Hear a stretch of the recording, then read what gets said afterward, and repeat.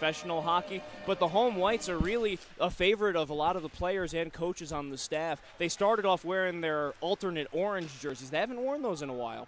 No, we haven't seen that in a while for the Colonials. Meanwhile, for the Danbury Hat-Tricks, a professional team here, we haven't seen their whites since the first weekend of the season. That's true. Well, because they on the road they were playing the Danville Dashers, who have a very similar color scheme and very similar jersey color accoutrement, as it were.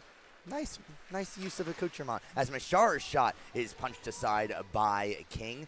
Mujan will send one far side, trying to get on the horse and chase after this is Dinzik. He'll race out the icing call, but beaten to the puck by Zach Turner. Michael Nardi just lost his footing there a little bit as he was trying to cut to the near side post. Well, that crease has certainly been interesting for the Danbury Colonials. Way he can start to get a little bit more comfortable, because the longer you go without touching the puck, the more antsy you are. Cole Hibbert off the draw manages to at least get it forward, but then it's quickly taken away, but not out of the zone by Maverick Skeens. That one goes off the stick of Zach Turner, or check that, Jimmy Dravage. Good to see Dravage back out there after he was injured in yesterday's game. He did not play in the third period or overtime. Maverick Skeens gives back for Madzi. Madzi off the stick of Mshar, not deep. Christopher will collect. He'll flip one up into the neutral zone. Maverick Skeens there to retrieve. Skeens circling back, gives over to Cole Madzi. Madzi sends this off the stick of Dravage. Dravage will roll yet. So 11:49 to go here in the first period. A little more open ice as each team skates with 4 skaters. And starting out, it'll be Franklin Berry. Berry off the boards, can't manage to connect with Nate Mastroni. Now Sean Kenny. He certainly had himself an active game with a goal and a pair of penalties. Kenny drives to the outside, 2-on-1 down low, and then a great diving play by Franklin Berry to break things up. Coming back the other way, it's Connor Lefkoff. He drops it around, another weird bounce off the boards. That time it ends up behind the net.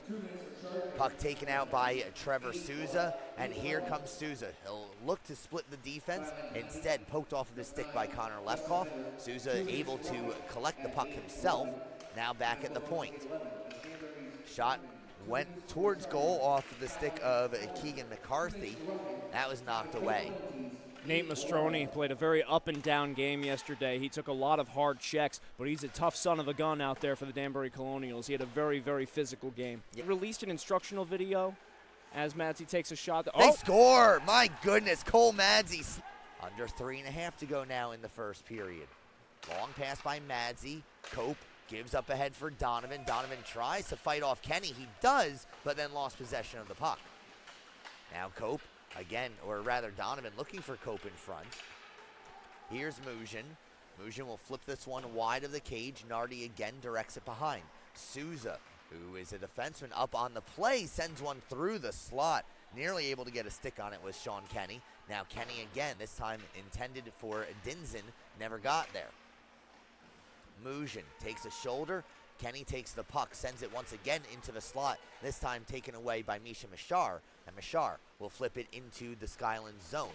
2:40 to go here in the first period, 3-1 your score. Skyland's Kings trail by 2 as they send this puck into the Colonials, and Kyle McEnany will collect for the Colonials. He attempted to get it for Mastroni. McCarthy's there to intercept. And now Mujan once again. Long shift for the youngster. Knocked off the puck by McEnany. McEnany heard the footsteps of Cole Hibbert behind him, so he just simply sends it around the boards. Now Mastroni manages to fight off Hibbert, gets the puck out of the zone. 2:05 to go. Here's McEnany again. Kyle McEnany managed to keep possession of the puck somewhat, gets it down deep. Mastroni there to help out as well. Hibbert looking to take it back for the Kings. Now Mastroni in front. Dravage on goal, saved by King. Skeens can't hold the blue line. This gets sent down the ice. Palamike covering for Maverick Skeens will send it along for Kyle McEnany, as there is a real wealth of forwards out on the ice for the Colonials right now. Here is Mastroni. Saw the incoming check of Trevor Christopher, lost possession of the puck. Now we have a whistle and a high he missed. Yeah, that's trying to get too fancy. If I'm Colby Donovan there, I want to keep it simple and keep the play alive. That's trying to go for the highlight reel goal. Keep it simple. You're behind the net already. Settle things down and wait for an option. Brassard's pass goes past everybody. No icing on the play. Oh, no, there's the icing call. Twin towers of defense out there right now for the Skylands Kings. Here's Trevor Christopher along for Brassard. Helped along. And turning with it and finding Cole Hibbert is Thomas Hoffman. Hibbert will knock it down deep. Getting there first is Cole Madzi. Right on top of him is Clark. Weber up ahead for Dravage. Dravage unable to clear. Clark forcing it down deep. Puck on his backhand. Doesn't have much of a shooting angle, so he goes behind the net. Clark throws off another check and then tries going back for Brassard at the point. Brassard was sneaking on in, so it goes all the way down the ice. And King, out of his cage, gives along for Souza. Trevor Souza up the boards. Arnold is met by a pair of forecheckers. Colonials keep it in the zone. Nice move by Dylan Weber to gain the inside there. In the corner, Brassard lost possession of the puck. Shot was sent towards the cage by Dravage. It was blocked by Clark. Clark gets the puck down deep. Trevor Souza, the defenseman. He's the first man down.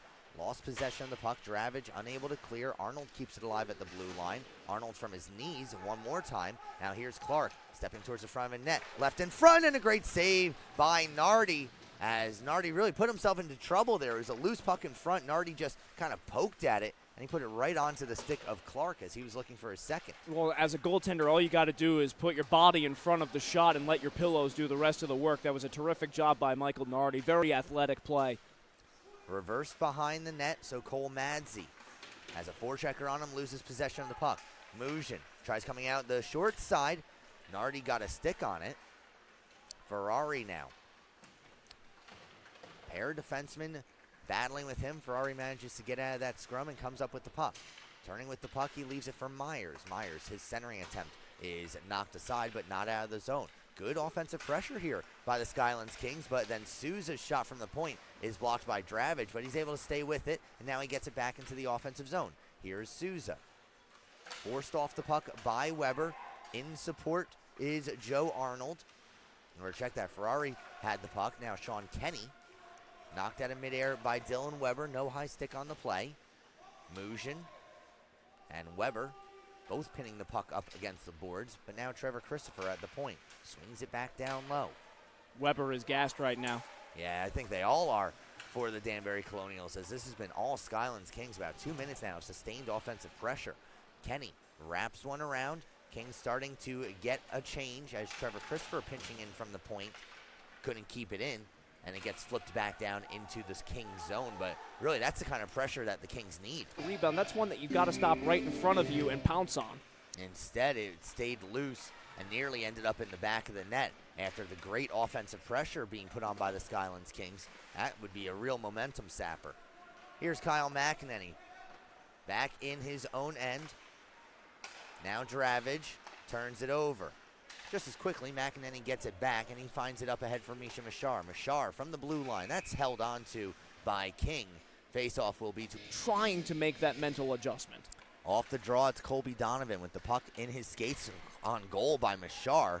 It's a bit of a hybrid line here for the Danbury Colonials. It's Colby Donovan out with Misha Mshar and Jimmy Dravage. Dravage getting plenty of ice time in this game. He is, and Mshar usually skates with Dylan Weber. They're trying to get him a bit more involved in the offensive game.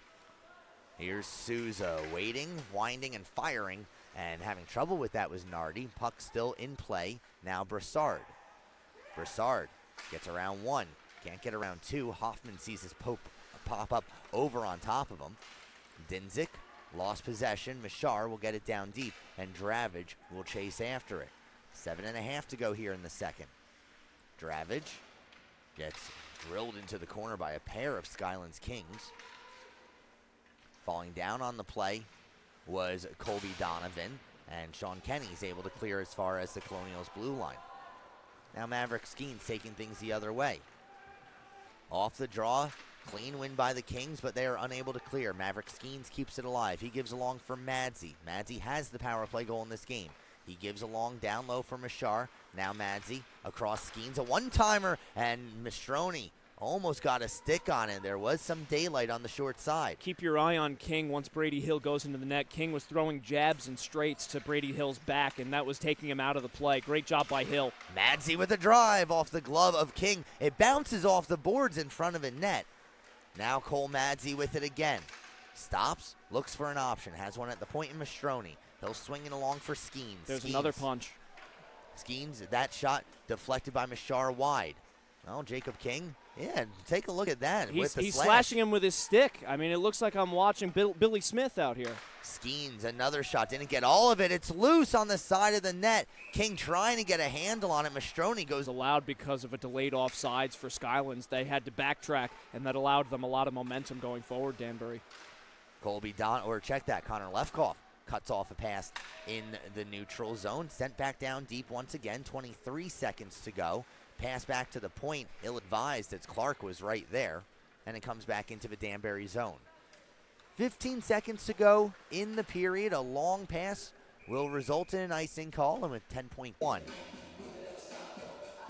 Off the draw, Mastroni just looks to tie it up. It gets directed towards goal, ended up behind the cage. 5 seconds to go. Now Kenny at the point. He has to take a shot. Instead, he flips it into the corner, and that'll 4 games in a row at home, then 6 games in a row at home, and then they finish up with 4 or 5 at home. So they should theoretically have the home ice advantage as they make their playoff push. Absolutely. I mean, you want to put yourself in as good a position as any, and you want to be able to control your own destiny, and that's really what they've set up for themselves as they make that push. They are only a couple of points away from the Northeast Division lead, and they've been able to beat the leading team, Elmira, several times this year, so they've played them very tightly. Hoffman up ahead for Hibbert. Hibbert to the outside, stops and looks for an option, tries rattling it around the boards, no sail there, off the glass and back out towards center ice. Christopher goes D to D, this one rolls it on goal. Nardi missed on the cover attempt. Whoops. Yeah, it's whoops indeed, but good thing he had his stick down. So, puck now in the Skyland zone. Coming up with this is McCarthy. He finds Arnold. Hibbert had it knocked off his stick. Now Heiler.